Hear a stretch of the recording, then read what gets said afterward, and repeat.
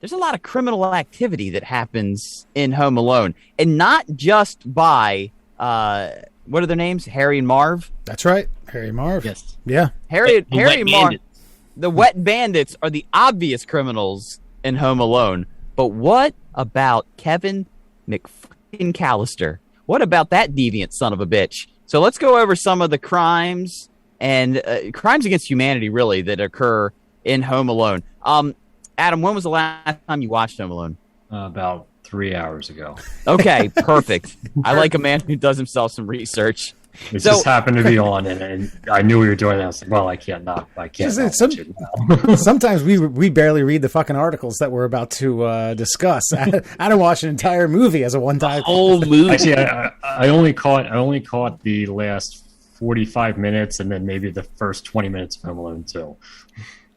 The last 45 of Home Alone is all you need, because the rest of it's just set up to what's getting ready to happen. So let's start with the obvious, the crimes committed by Harry and Marv. Now, I have a whole article that kind of breaks them down, but I'd just like to hear your general breakdown of what Harry and Marv are all about.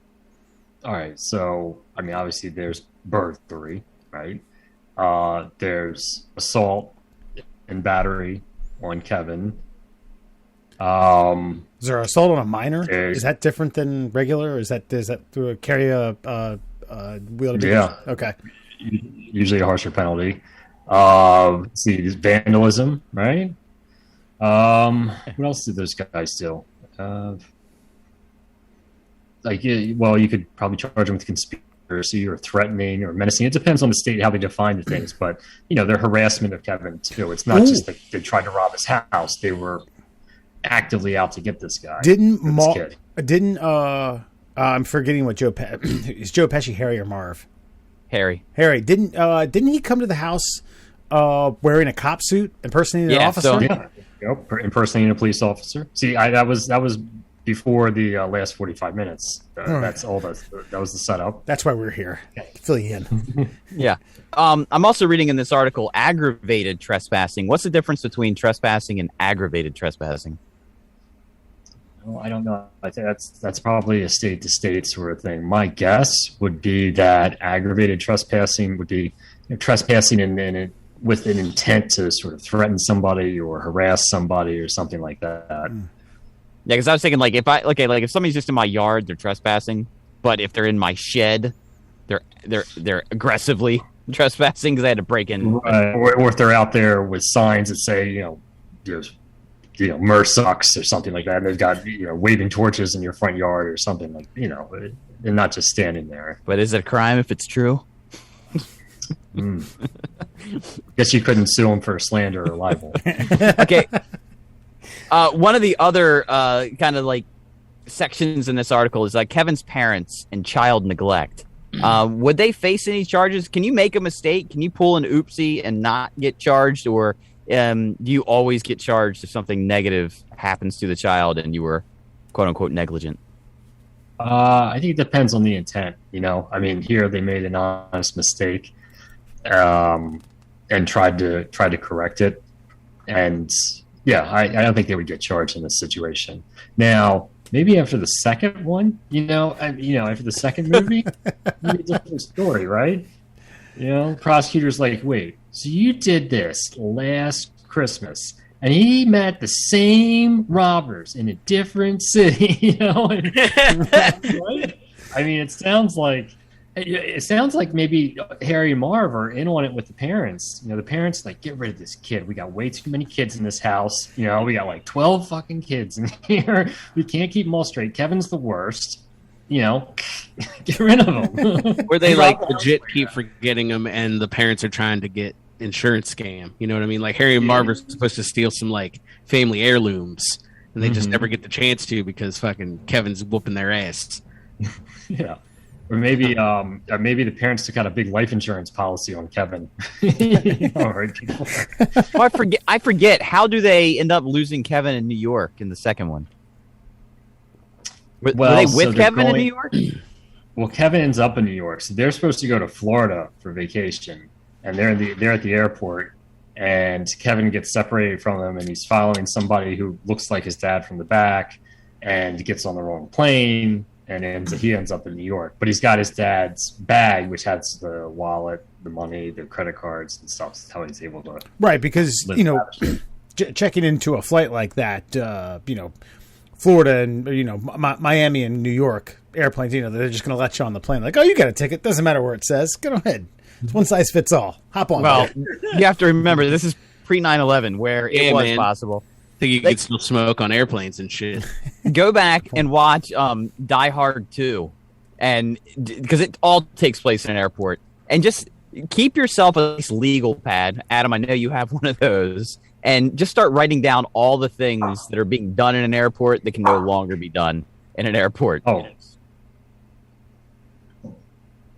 Yeah, like hijacking planes, like that 9/11 ruined that. Smoking. Killed it. Everyone has a gun. They're all smoking cigarettes.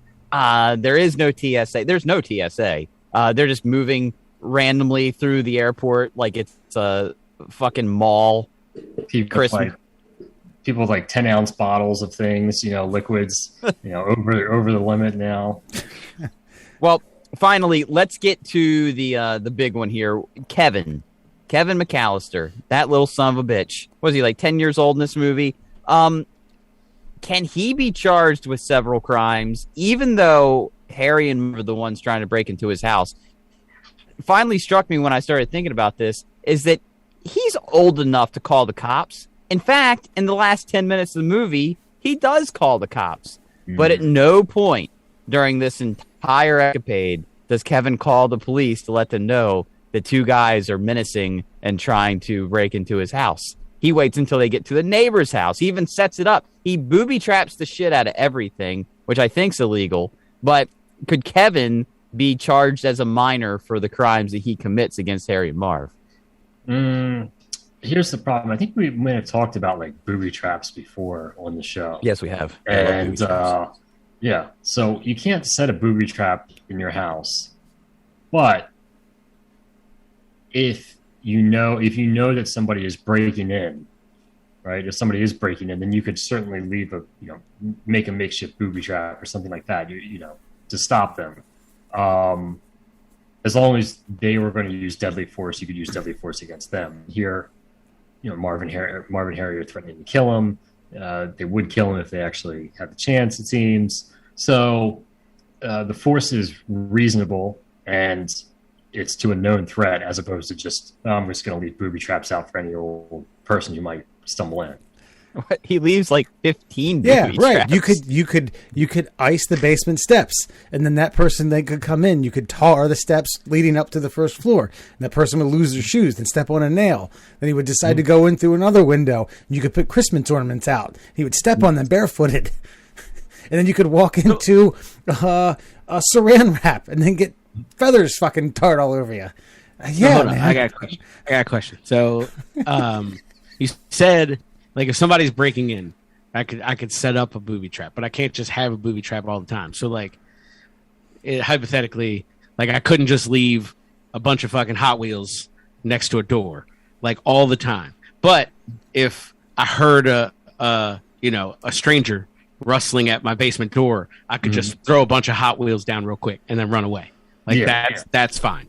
Yeah. Like, how would one confirm that if you were like investigating that? Like, how do you know that I didn't have my Hot Wheels there for 2 years? How do you know that I didn't suspend paint cans from the top of my stairwell just in case?